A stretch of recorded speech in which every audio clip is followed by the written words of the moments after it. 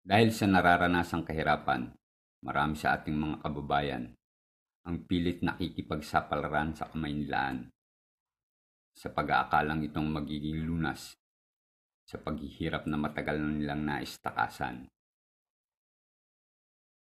Subalit kadalasan din, nakakamtan nila ay pawang kabiguan pagkat lalo lamang silang nalulubog sa kamunoy ng kahirapan.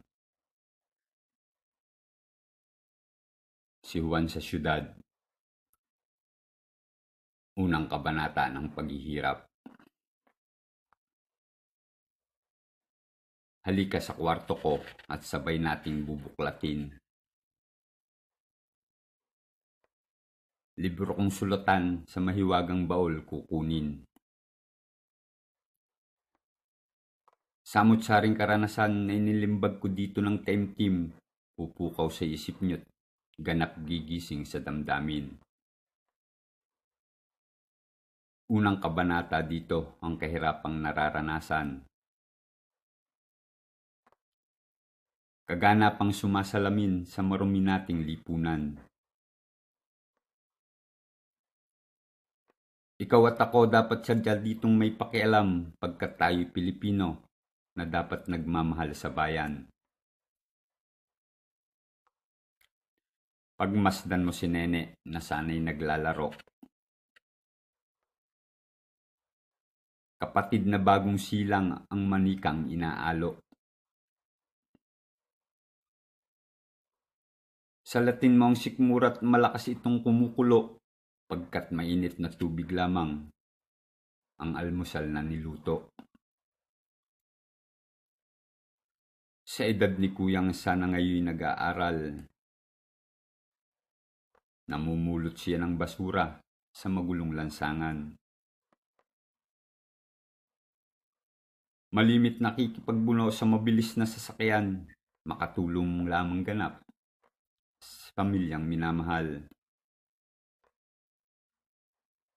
Si tatay na may hayon, kariton ang laging sulong. Bote dyaryo garapa, laging hiyaw na pabulong.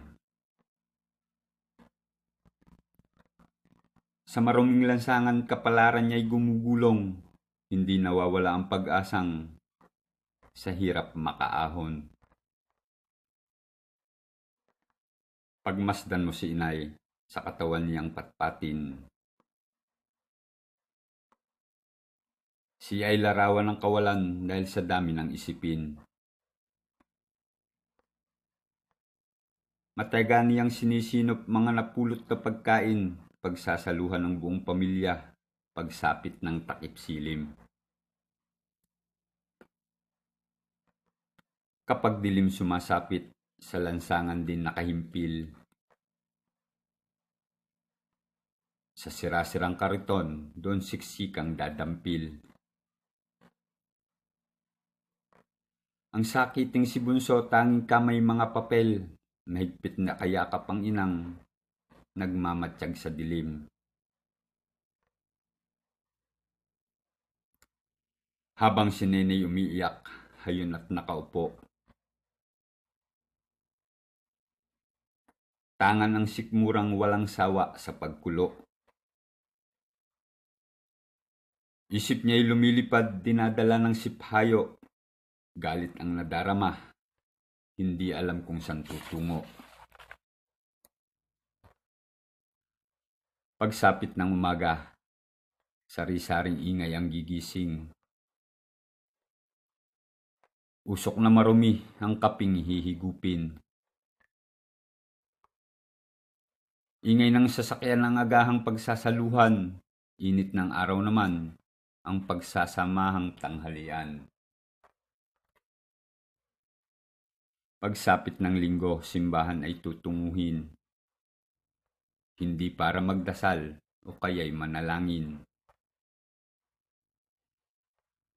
Manghihingi lamang ng limos sa taong magdaraan, mang-aamot ng awa at sa kapwa'y manghihiram.